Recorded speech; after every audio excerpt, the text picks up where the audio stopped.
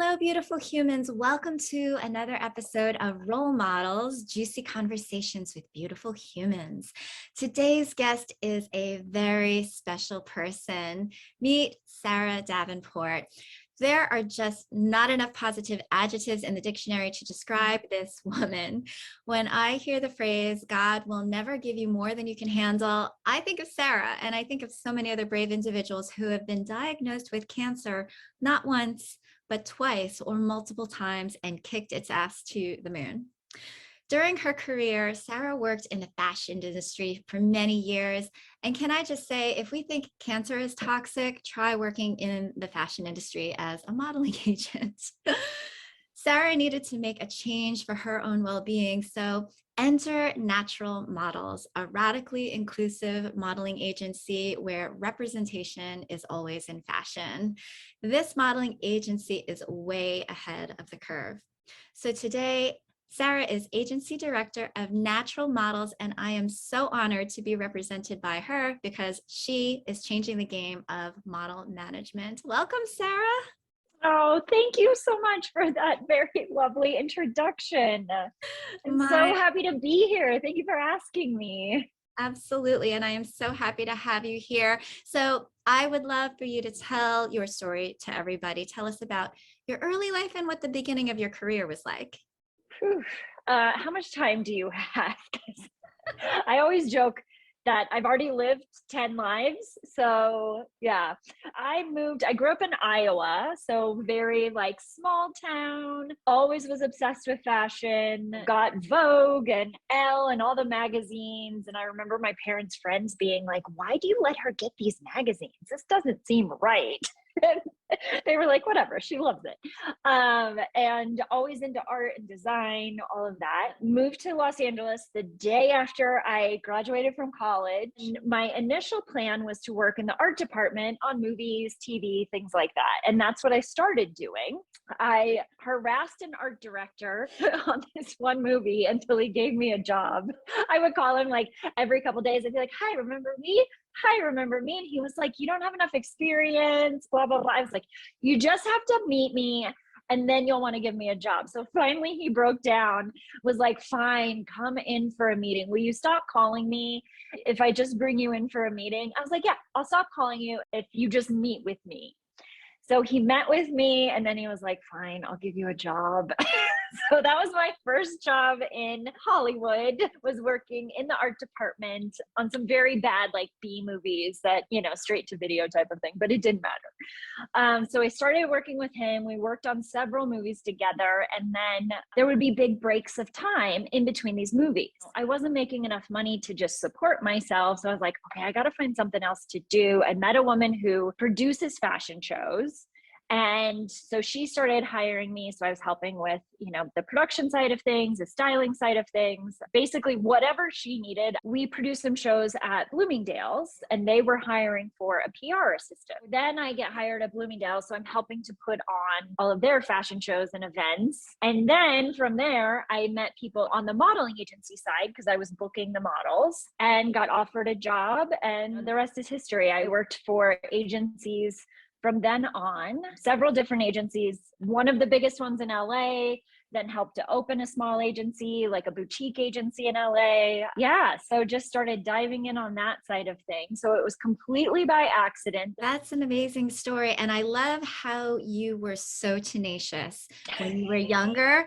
And I have heard this from very successful women in particular, is that you kind of have to be the nag, and don't even consider yourself nagging. This is you believing in yourself and actually putting forth that energy of just persistence pays off. And so I encourage you all to get out there and nag some more, because totally. I was like, I'm not just taking no for an answer. Like, he didn't even give me a shot. He doesn't know me. I'm just going to keep going. And, yeah. You know.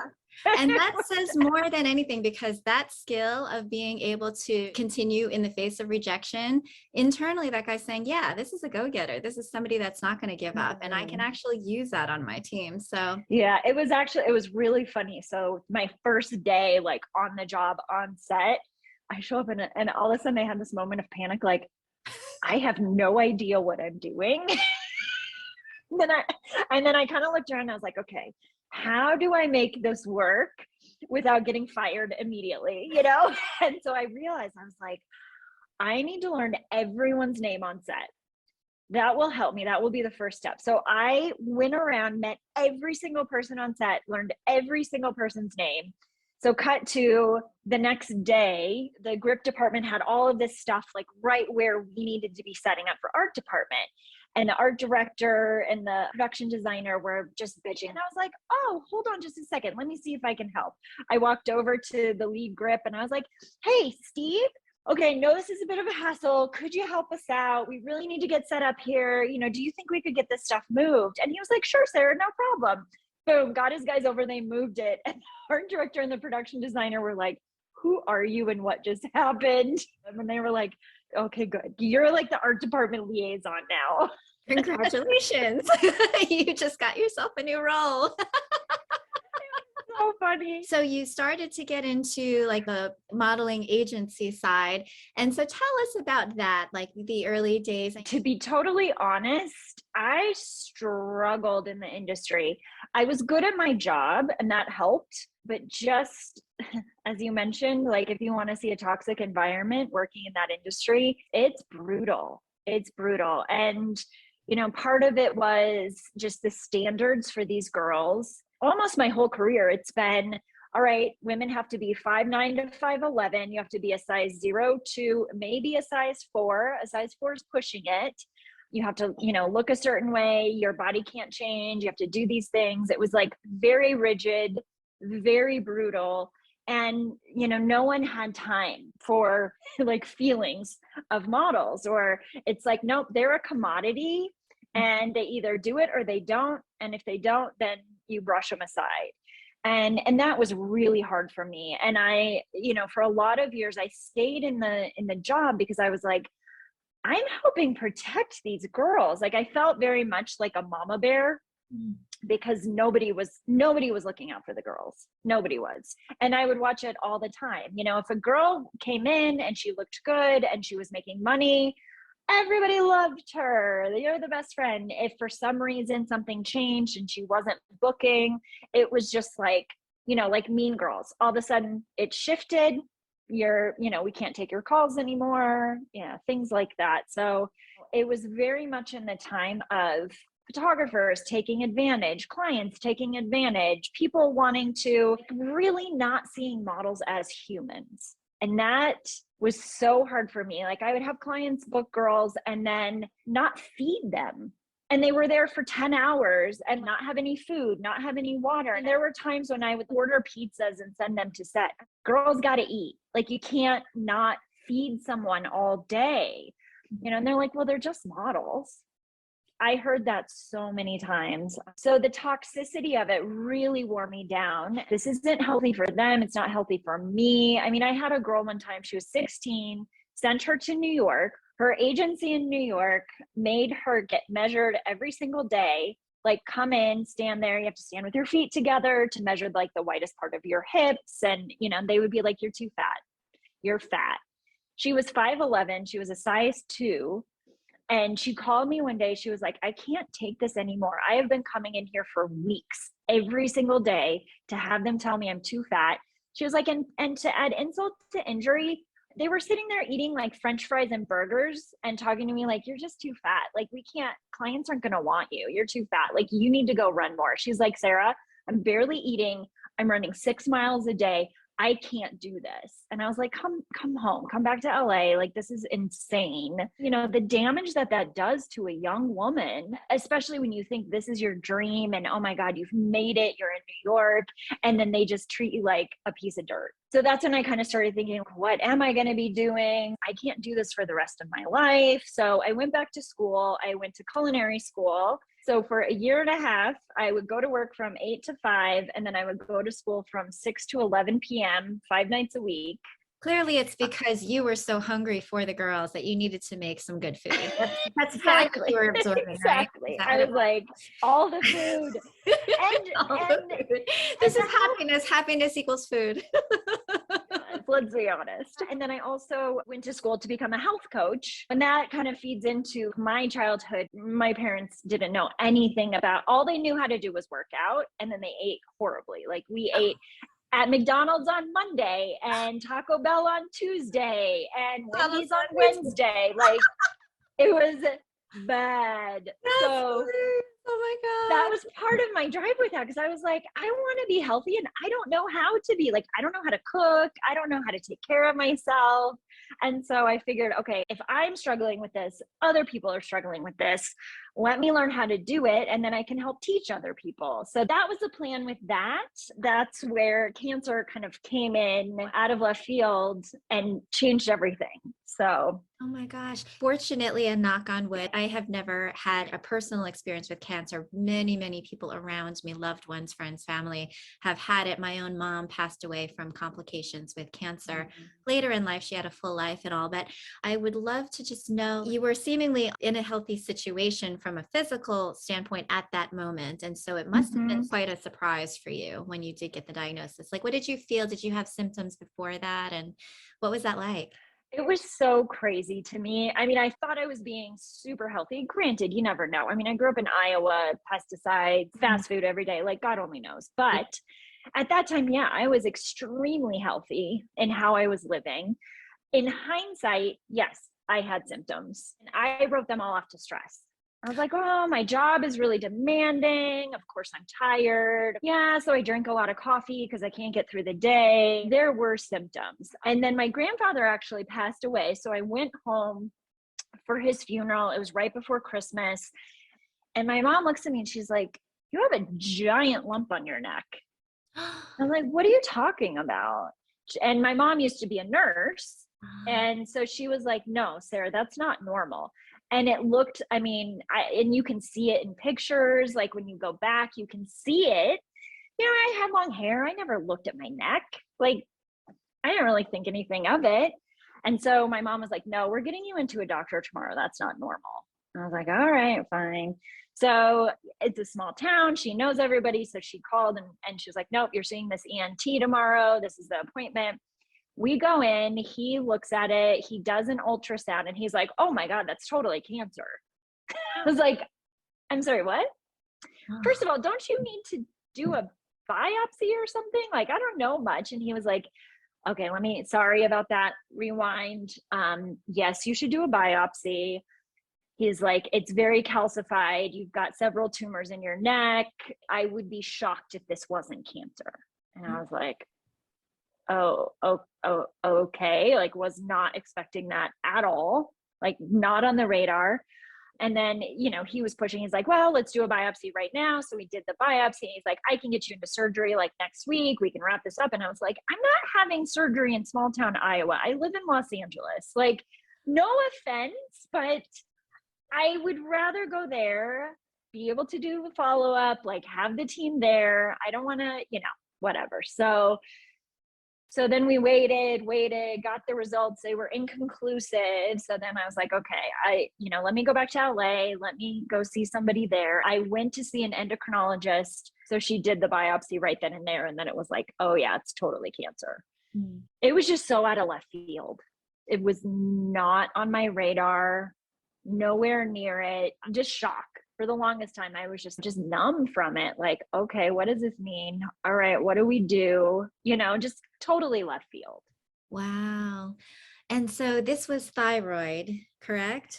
And it turned out to be metastatic thyroid because it had spread a lot. I had 3 giant tumors in my neck, a lot of lymph nodes. So yeah, the scar is very small. My surgeon did the most amazing job.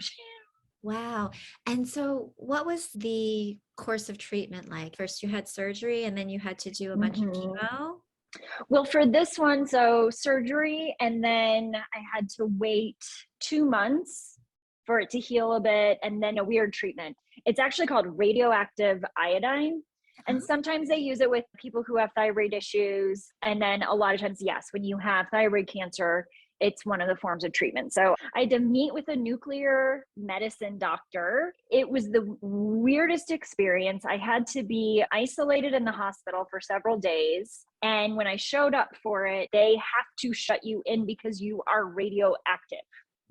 The whole idea of it is that the thyroid cells are the only cells in the body that uptake iodine. So they give you this radioactive iodine. If there are any cells left, they should take it up and then they'll die. So that's the thinking behind it. But I walk into the hotel room, everything is covered in plastic. You go into the bathroom, everything's covered, the toilet seat's covered, they have toothbrush there, this there. And then they're like, okay, are you ready to take the iodine pill? And I'm like, okay, yeah. And they wheel it in this little steel pot.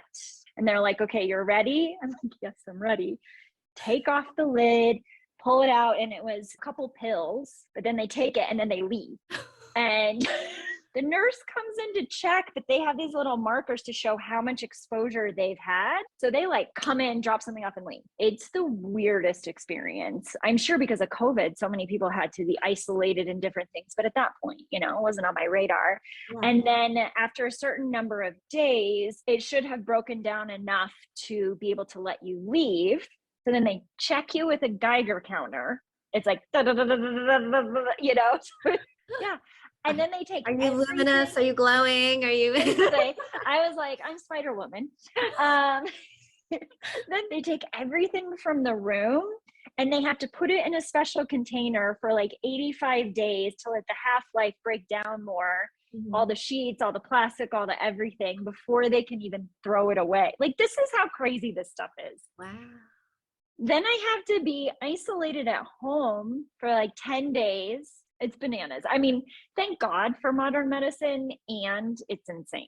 After that whole 10-day quarantine, do you go back and they say, congratulations, it's completely gone? Or is there some sort of a protocol of treatment after that too? For the thyroid cancer, my thyroid was totally removed. So I had to get on hormone therapy. They do this test. And then basically I have to meet with my endocrinologist at least once a year and do neck ultrasounds, because the type of thyroid cancer I had was like, I responded well to treatment. The surgery made a big difference. The only hard part is that I have a 25% chance of it coming back. It's a lot for the body. And I think as humans, especially as Americans, we sort of dismiss a lot of the healing process.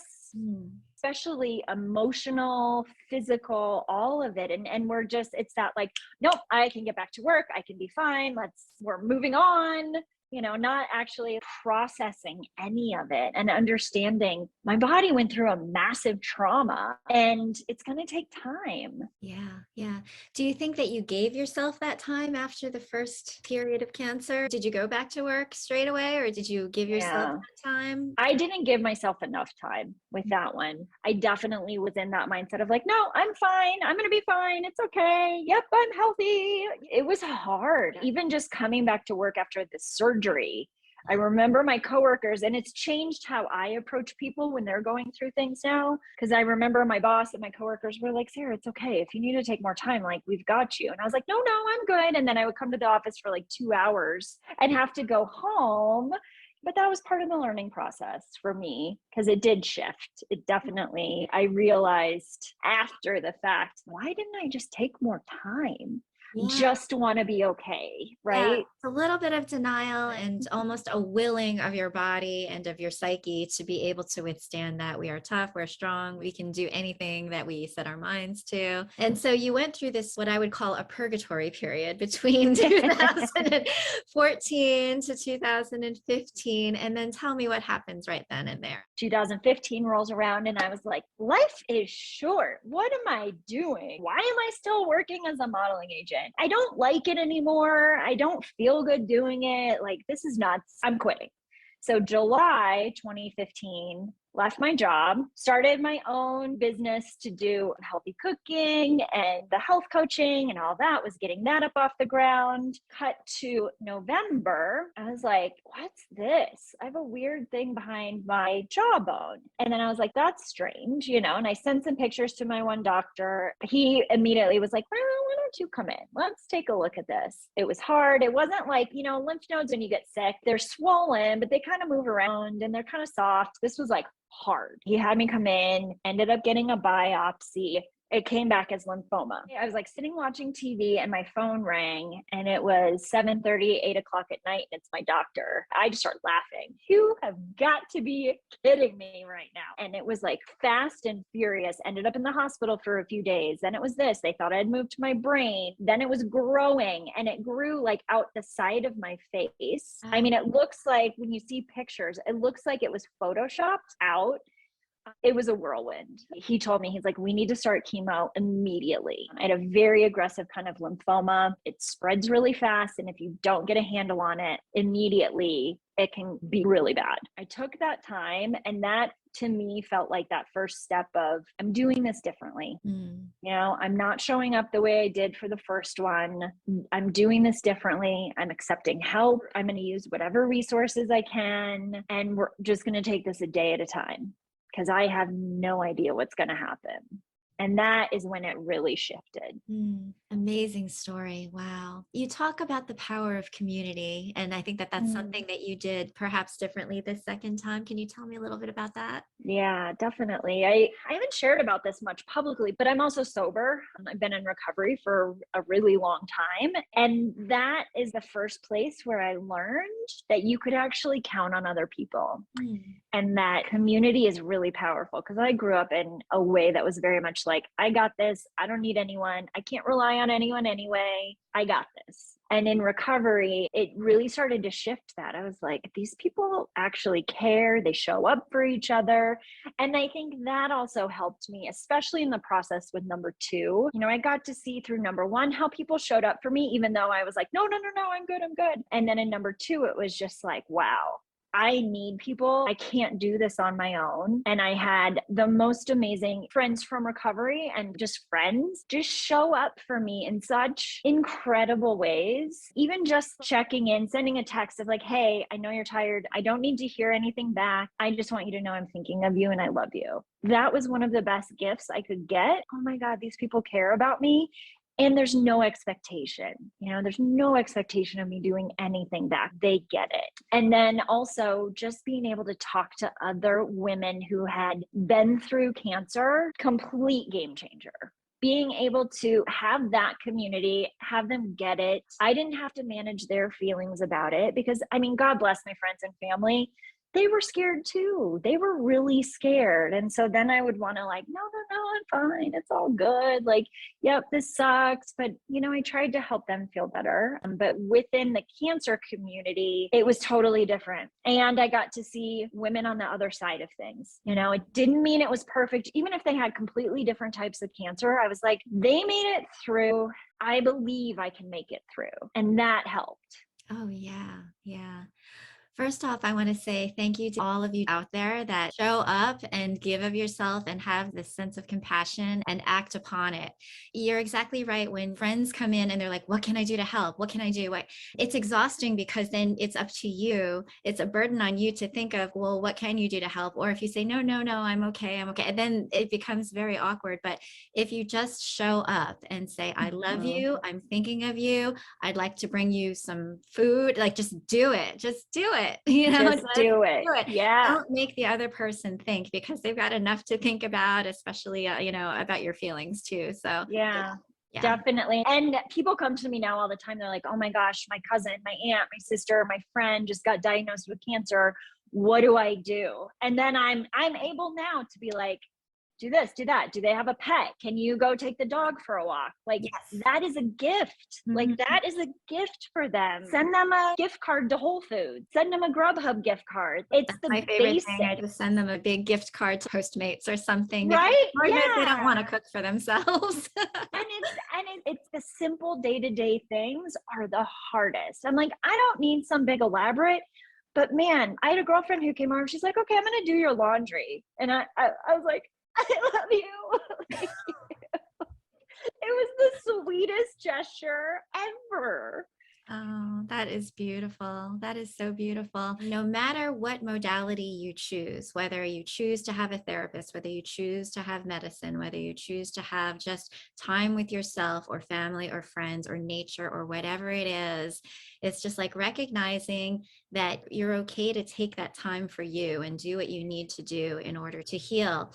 And the unfortunate thing is the pressure of, oh gosh, I've got to make a living. How am I supposed to, how am I supposed to grapple with like, and for the people who don't have insurance, like, how am I going to pay? Like there's all of these things that make it so difficult and do put pressure on it. But there's always this very step by step, put one foot in front of the other. And eventually there is the sunlight. Eventually there is this way of being able to see the good in the world.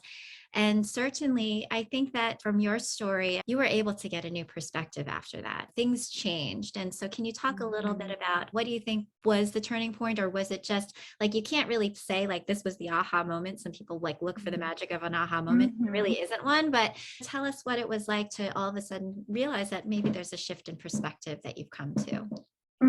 Yeah, two thoughts here. First one, speaking of the challenges of going through and the financial challenges, one of the things that I learned, and part of the reason why I started the Uncommon Healing Collective, which is my free cancer survivor community, is that there are so many resources out there to help people. It's also really hard when you're in the thick of it, trying to research, trying to find help, trying to figure out which nonprofits help financially, which help with this, which help with that, all of the different pieces. And I feel like I have gotten a PhD on all of that. And so that's also part of why I wanted to start that community, is to be able to have a place with resources and be like, hey, did you know this nonprofit has money to give to help pay bills? This one, if you need rides to chemo, they do that. This one will help you with all the insurance maze, all of the different pieces, but it's hard to figure out that maze. So I just wanted to say that. As far as the change for me, it's sort of been like an unpeeling of an onion. Like one little layer comes off, have this new understanding of whatever it is, like, oh, okay, I can use different types of healing. Now I'm in the space for doing the deeper trauma work. Okay, now, wow, my body needs more nourishment. I've done acupuncture, I've done sound healing. I'm going to use everything in the East and everything in the West.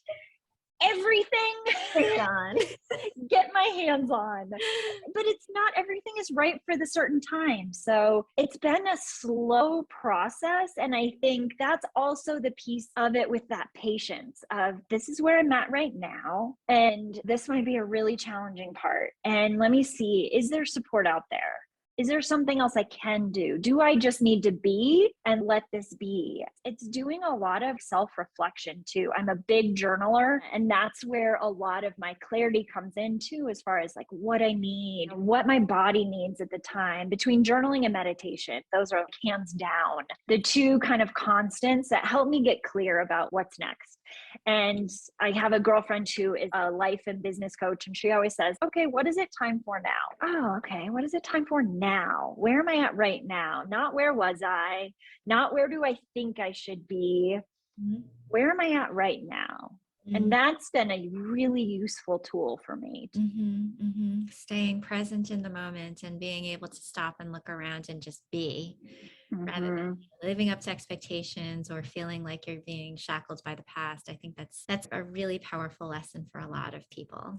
Then, all right, you decided to get well, and I'm sorry, you're bicycling. All of a sudden you turned into this mega athlete. What happened? Come on. Really? Well, and it's interesting. So I actually had lost a model that I had repped / friend to lymphoma long before I got sick. And I went to his memorial, and his parents were like, you don't need to give us anything, just donate to the Leukemia and Lymphoma Society. They were so amazing, so helpful. Please just donate there. So I was like, all right, I'm going to go donate in his honor. Drove home, got on the computer, and I realized they had these races and these different things. And so I was like, wait a minute. All right, maybe I could donate $50 or $100. I'm like, or I could fundraise and probably donate a lot more and maybe get a little healthy in the mix of things. So I signed up for a triathlon. I had never done one before. Signed up for one. Well, the cool thing was is like they have all the training programs, they have coaches. So I did my first one and it was awesome. Like it was really hard, but it was great. And then I signed up for another one right after that, and that was the Lava Man race in Hawaii. And that was the last triathlon I did before I got sick. They were just so fun. And in the course of doing those two races for the Leukemia Lymphoma Society, I raised $25,000. Yeah. So like I could have just donated $50, but in just stepping up to do just a little bit more, when I would be training and I would have to get up in the morning and work out, I would be like, I don't want to get out of bed. And then I would always think of Jet and I would be like, he would give anything to have another day here. Like, why am I not living and showing up and doing these things? Like, this is insane. He would give anything for another day. And so that would get up, I would go work out, I would do the things. When I got lymphoma, I was like, that's it. I'm going to get healthy and I'm going to do the Lava Man race again. So I signed up, I started fundraising, I started training, and about a month before, I was struggling. I was physically struggling with the longer and longer workouts. I really had to come to this space of this is too much for my body and decide not to do the race, which was so hard because I had so many people that had already donated and cheered me on. And though I felt really good about that decision, I'm like, this isn't about anybody else. It doesn't mean I'm a failure. It doesn't mean anything. It just means I tried this thing and it doesn't work for me right now. And that's okay. And that's okay. And that is also so true because we put these expectations on ourselves. We get hard on ourselves. And if we can't live up to those expectations, then yeah, it's like, am I a failure and all of that? But no, it's like, you know what? Wasn't right. Not this time, not maybe ever. And I'm just going to think about something else to put my attention to next. Well, and it's that idea too of like goals are amazing. I love setting goals. Mm-hmm.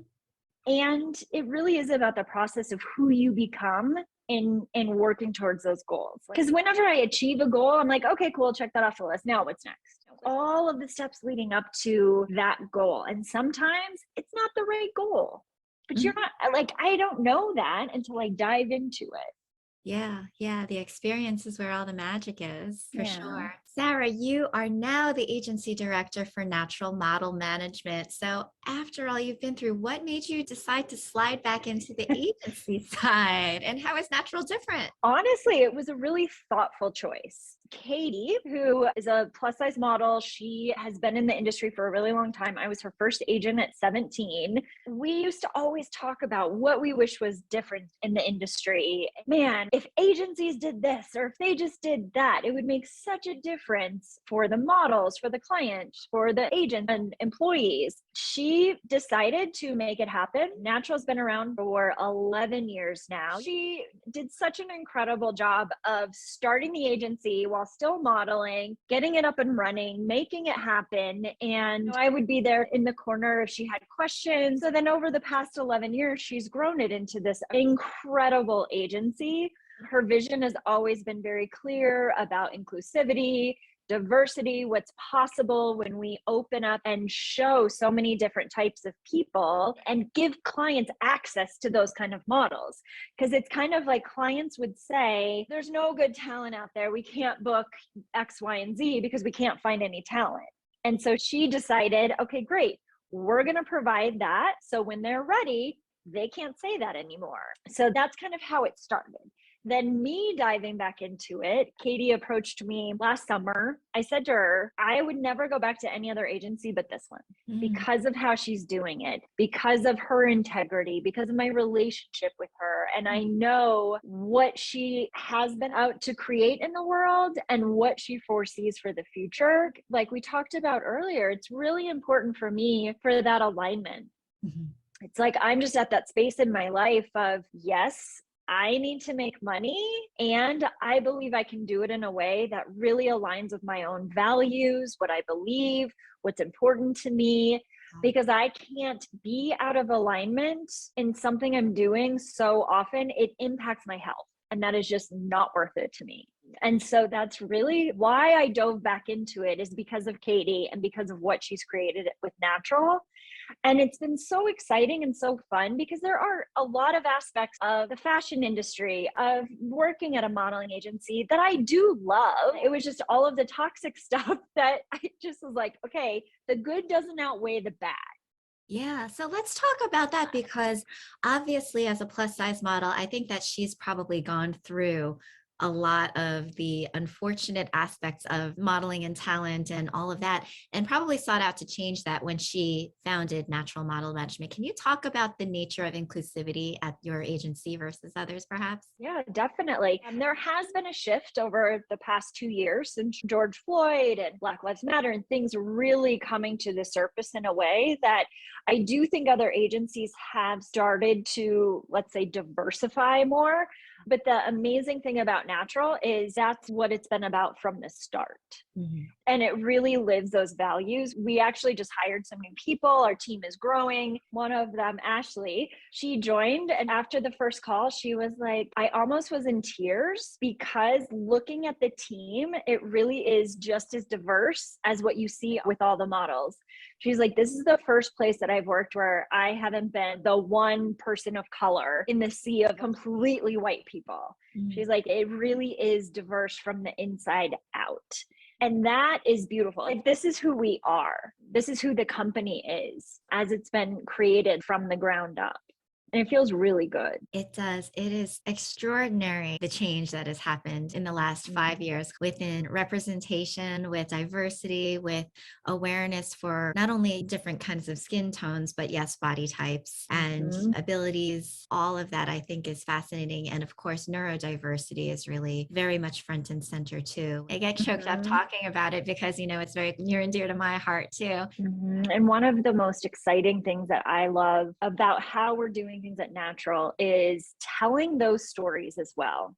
And you see this a lot on our social media. A lot of our models who are all different races, all different colors, the whole range, and them seeing themselves on billboards or in stores and what that means to them, what that means to their younger self. There's this one in particular that just brings me to tears. And one of the girls is talking about how she grew up in a predominantly white neighborhood and never saw someone like herself represented anywhere. And now to see herself, she has giant pictures of herself in Sephora and talking about the power of that. I mean, for just for her, let alone the impact and the ripple effect outward into the community, into other young women's lives. And telling those stories is so important because it's so much more than just a beautiful picture. It brings that depth and richness to our lives, to all the different pieces. So I love that too. Now, you have done something very unique, which is you've come up with this new board, which is called Game Changers.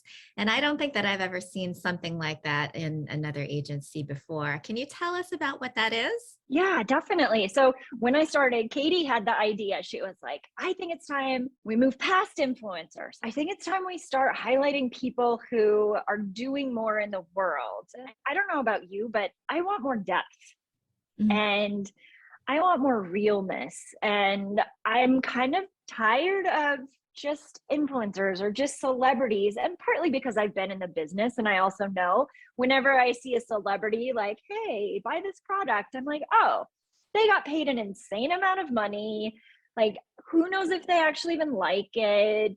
It's just, it feels a little outdated. Here are beautiful people inside and out doing incredible things in the world. All of our game changers have different platforms as far as what's important to them, what they speak about, what they're really trying to advocate for, be champions of. We're spreading goodness, talking about good people, sharing messages of hope and positivity and resilience and strength. So, yes, the idea of people who have a story to tell, people who have inspiration to offer out, that is the depth and the dimension that you're talking about, which goes above and beyond what modeling is, which goes above and beyond what acting is, or what just like paid influencing is. It's really the Mm-hmm. idea of, everything that we're doing comes from a place of this is me and this is how I want to show up in the world. And yeah, there is alignment with what your brand story or your corporate story is as a message. And here's how we can build so much positive energy going into the future, which is healthy because far too much activity has been happening in our economy, which has been serving to deplete our health and our wellness, as you know. Yeah, definitely. Definitely. And I think that's the piece too. And I don't think influencers are going away anytime super soon, but I do think there are a lot of brands who are like yours, where it makes more sense. It's like, who is your audience? Who are you marketing to? Are they going to respond to an influencer, or is it going to matter to them because they're shopping from their values? What's important to them. And it's like finding that alignment in business is huge. It's very powerful. And I feel like this is also the difference in the shift that I see, that I try to embody between masculine and feminine energy, because this feels like a much more, and I don't mean male, female, but it's just very like, that feminine energy is so much more from that intention and that place of like, let me get into alignment, then things flow, versus masculine energy of we have to achieve, we have to do this, we have to do that. You know, there's that balance. And it's nurturing versus forcing. Exactly. Yeah. Exactly. Yeah. And yeah, that's one of the reasons why for what I would consider my version of an ambassador program or for an influencer program, I call them cultivators because I felt that it was more nurturing. It's like, I want to cultivate these long organic relationships with people so that they, they feel an affinity and a connectedness for the long term, not just like, one and done kind of a thing. Totally. And they're talking about your products at parties, out with their friends. It's not just about posting on social media. It's that like commitment, appreciation. It goes so much deeper. I love that you call them cultivators. I didn't know that. Yeah. Anyway, so I'm sure that there are a lot of people listening who are like, okay, if I wanted to get into modeling, how would I even start? What would I do? Sara, help me out. Yeah. Definitely. I mean, the easiest way is you go to our website, naturalmodelsla.com, and there's a way to submit through the website.